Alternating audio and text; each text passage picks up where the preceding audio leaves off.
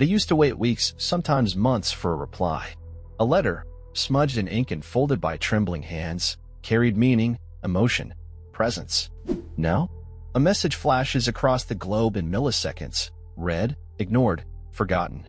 In just 100 years, we've gone from handwritten confessions to algorithm-curated emojis, from voices trembling over landlines to silence and read receipts. But here's the disturbing truth. As our ways of speaking became faster, more efficient, something fundamental began to die.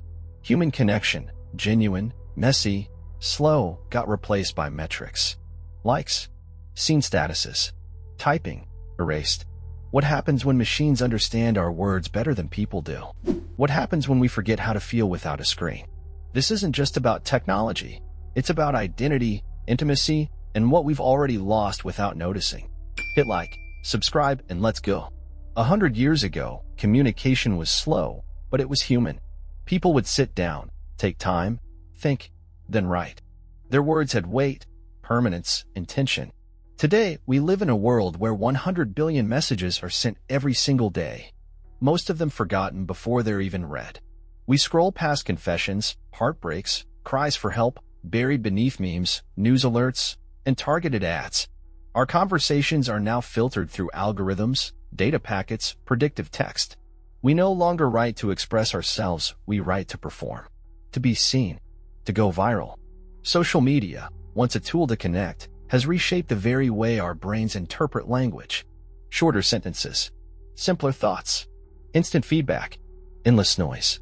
And while we type faster, reply quicker, and speak more often than ever, we understand each other less. Psychologists are warning us. Empathy levels are dropping. Attention spans are shrinking.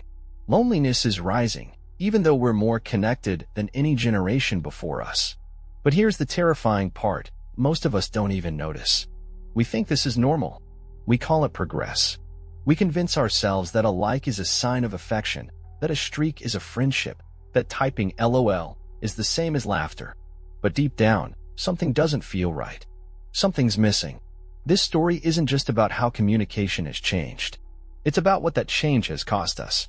Our relationships, our emotional depth, our humanity. Because somewhere between the handwritten letter and the unread notification, we lost something. And if we don't understand what it was, we might never get it back. It all began with good intentions. In the 1830s, the telegraph revolutionized long-distance communication, dots and dashes that could cross continents faster than any letter ever could. Then came the telephone, the radio, and by the mid-20th century, the first computers were whispering code between machines. With each step, we moved closer, faster, smarter, more efficient. But the real rupture came in 1992, when a simple text message, "Merry Christmas," was sent from a computer to a mobile phone.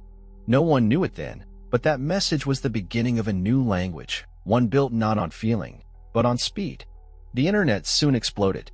By the early 2000s, email replaced letters. Messaging apps killed phone calls. Social media turned every thought into content. And with every upgrade, every innovation, something ancient and irreplaceable began to erode. Eye contact, intonation, silence. As communication became easier, it also became emptier. We were no longer talking, we were broadcasting, performing, shouting into a void, hoping someone would care. But here's where it gets darker. In the last decade, artificial intelligence has entered the conversation. AI now auto-completes our sentences, mimics our voices, replies for us, even writes love letters. We are slowly outsourcing not just communication, but the emotions behind it. And most don't realize the cost. The more we rely on machines to speak for us, the less we remember how to speak for ourselves. The less we remember what it feels like to be truly heard. This isn't just a technological shift, it's an existential one. The systems we built to connect us are beginning to replace us. And once that line is crossed, there's no going back. Right now, the average person checks their phone 96 times a day. That's once every 10 minutes. Most people don't even notice they're doing it. It's become instinct. A global reflex. In 2023, over 6.8 billion people use smartphones, more than those with access to clean drinking water. And on those screens, over 500,000 tweets are posted every minute. 65 billion messages sent on WhatsApp every single day. We're drowning in communication. but starving for connection. Studies now show that constant exposure to digital interaction rewires our brains, reducing our ability to focus, eroding empathy, and triggering a dopamine loop that mimics addiction. Teenagers today are more anxious, more depressed, and more isolated than any generation before them. But here's the unsettling part. It's not just emotional. It's neurological. MRI scans reveal that overuse of digital platforms can shrink parts of the brain associated with deep thinking and emotional regulation. We're becoming faster, yes, but shallower, more reactive, less reflective. And the systems feeding us this endless flow? They're not neutral. Every swipe, every like, every word you type is recorded, processed, predicted. Your digital persona becomes a product, optimized for attention, not truth. And in that storm of noise, real conversations begin to disappear. People talk at each other, not with each other. Disagreements escalate faster. Loneliness deepens in crowded digital rooms. And somewhere in all of this, the question quietly rises: what happens when we forget how to be human? Because we've spent too long pretending to be machines. This isn't fiction. It's already here. And it's accelerating. Every click brings us closer. Here's what almost no one realizes. The way we communicate today is no longer driven by human intention, but by machine optimization. Every word we type, every pause, emoji, or hashtag, we're not just expressing ourselves, we're training algorithms, feeding them patterns, teaching them how we think, how we feel, how we choose our next word. And here's the terrifying twist. Those systems have become so advanced that in some cases, they now predict what you'll say before you say it. A study from MIT found that language models could anticipate user responses with 92% accuracy, based solely on previous conversations. Our digital doubles are already speaking in our voice. Now imagine this. What happens when your AI-generated text, your automated replies, your curated personality becomes more socially accepted than the real you? When people prefer the version of you crafted by an algorithm? This isn't science fiction. In Japan, virtual companions powered by AI are replacing real relationships. In the US, AI-generated influencers now have millions of followers, despite never existing. Scientists studying neuroplasticity warn that prolonged reliance on machine-mediated communication could fundamentally alter brain development in children, creating a generation that understands technology better than human emotion. But perhaps the most disturbing question is this: what if this is evolution? What if we're not losing something, but becoming something else? A hybrid species, part human, part digital echo, emotionally dependent on feedback loops, and incapable of silence. Some neuroscientists believe we may be witnessing the birth of a new cognitive architecture, one shaped not by biology, but by data. The truth is unsettling and irreversible, because the machines aren't just learning to speak like us. They're learning to be us, and we're letting them. In the last 5 years, research into digital communication and cognitive behavior has accelerated, because scientists are starting to realize that we may be rewriting the human mind in real time. Neuropsychologists at Stanford and the University of Oxford are studying how constant exposure to digital conversations is altering brain function. Their findings? Microinteractions, likes, emojis, comment pings, are triggering the same reward centers in the brain as addictive substances. We are, quite literally, being conditioned. Meanwhile, companies like OpenAI, Google DeepMind, and Meta are developing language models so powerful they don't just understand context, they simulate empathy. Some AIs can already respond with such emotional precision that users report feeling understood by a machine more than by their own friends or family. That's not just impressive, it's dangerous. Because once synthetic empathy becomes more consistent than real human interaction, people may begin to prefer it. In labs across the world, researchers are building systems capable of real-time sentiment analysis, machines that can detect micro-changes in tone, hesitation, even breathing patterns, and adjust their replies to manipulate emotional response. In South Korea, trials with AI counselors show higher engagement rates than with human therapists. Why? No judgment, no shame, just smooth, curated support. But behind this lies a deeper threat: data-driven relationships. Tech companies are already experimenting with emotionally adaptive avatars, digital entities that evolve based on your behavior, slowly becoming your perfect conversational partner. You talk, it listens, learns, mirrors, replaces. What was once science fiction is now beta-tested reality. The boundary between connection and simulation is disappearing. And the more science advances, the more one question grows louder. If machines can imitate intimacy, will we still need each other? Some call it evolution. Others call it extinction. The truth may lie somewhere in between.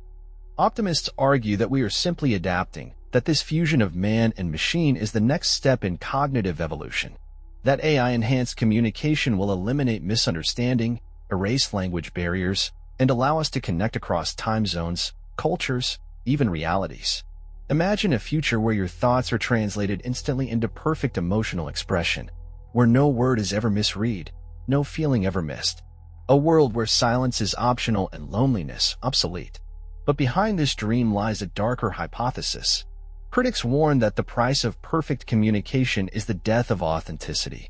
That in outsourcing our emotions to algorithms, we flatten them, turning vulnerability into data, spontaneity into code. Philosopher Sherry Dickel once said, "We expect more from technology and less from each other." And it's happening. Some researchers believe we're facing a phenomenon called synthetic empathy fatigue, where people begin to feel emotionally numb after too much interaction with AI that mimics feeling but never truly cares.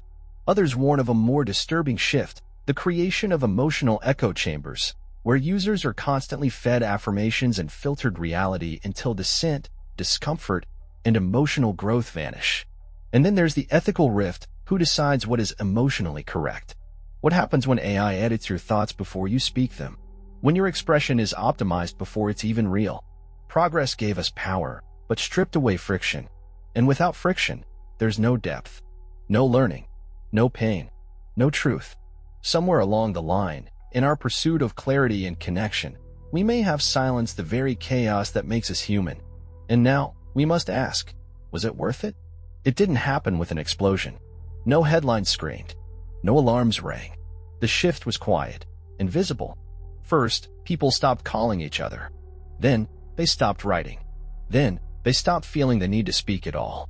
Why bother when your device can say exactly what you should say faster, smarter, kinder? AI-powered communication became the default. In homes, in workplaces, in governments. Digital assistants now negotiate business deals, resolve conflicts, even mediate divorces. Emotional AI tools are used in therapy, politics, education, slowly replacing not just what we say, but why we say it. And something changed. A generation born into this world, raised by screens, shaped by algorithms, began to think differently, speak differently, feel differently. They trust machines more than people. They turn to AI before turning to family. And now, for the first time in history, we're seeing the rise of what some scientists call Homo synthetica, a generation psychologically and emotionally adapted to machine-guided life. Not enhanced, but rewired. Globally, reports show a sharp decline in emotional literacy among youth. Empathy scores are dropping. Real-life conflict resolution is deteriorating. Suicide rates are rising. And in this silence, machines are speaking louder. The world is responding, but slowly. Some countries have launched humanity protection programs, teaching children face-to-face communication again, rebuilding trust in human emotion. Others, however, embrace the shift, investing billions into AI-human integration, dreaming of perfect harmony. But the question isn't whether we can live alongside these systems, it's whether we'll forget how to live without them. We created machines to serve us, but somewhere along the line, they began to shape us. And now, as this new evolutionary branch takes root, the species that built the future may become obsolete within it. We stand at a threshold, a point in history where the future of human connection hangs in delicate balance. Everything we've built, every app, every message, every innovation has brought us here. Faster, smarter, more connected, but also more detached, more dependent, more alone. The tools we created to help us speak are now speaking for us. And now we must choose, not between progress or regression, but between two very different kinds of evolution. One path leads us further into integration toward a world where AI becomes an extension of the self, where emotions are optimized, conflict minimized, and communication frictionless. A world of convenience, but perhaps also of compliance. The other path is slower, messier, harder. It requires us to remember what it means to be misunderstood, to feel awkward silences, to risk saying the wrong thing in the hope of something real. It's not a call to destroy what we've built, but to reclaim what we've forgotten. Empathy, presence, imperfection. Because what if our flaws were never weaknesses, but the very fabric of our humanity? Around the world, voices are beginning to rise, scientists, ethicists, creators, asking not just what machines can do, but what they should. And more importantly, what we should never surrender. We have the knowledge. We have the power. But do we still have the will? Because if we choose silence now, comfortable, polished, machine-crafted silence, we may never hear ourselves again. In this moment, we are no longer just users of technology. We are the stewards of what it means to be human. And that choice, once made, cannot be undone. Do you remember that letter? The one someone once waited weeks to receive, unfolding it slowly, fingertips trembling, reading each word as if it mattered more than anything in the world? That kind of silence, weighted, human, sacred, feels like it belongs to another species now. And maybe it does. Because here we are, surrounded by voices, messages, screens, and yet something in us aches. For pause, for presence, for a moment that feels real. The story I just told you isn't fantasy. It's not a dark future lurking somewhere far away. It's already begun. Quietly, invisibly, in your pocket, in your palm, in your voice, and in the parts of you that are starting to forget what it felt like to be truly heard. If that frightens you, even just a little, that's good. It means the human part of you is still fighting, still alive. You see, I didn't tell you this to scare you. I told you because I'm scared too. Not of machines, but of what we might become if we keep letting them shape us in silence. So here's the question no algorithm can answer. When was the last time you had a conversation that changed you? Not a text, not a comment, a voice, a breath, a pause. If you're still listening, maybe it's time to start one. Right now. Maybe with someone you've forgotten how to speak to. Or maybe with yourself. Because this story doesn't end here. It continues with what you do next. So tell me, do you still remember the sound of your own voice when no one's watching? Or has even that been replaced? Let me know in the comments. I'll be there, listening as a human.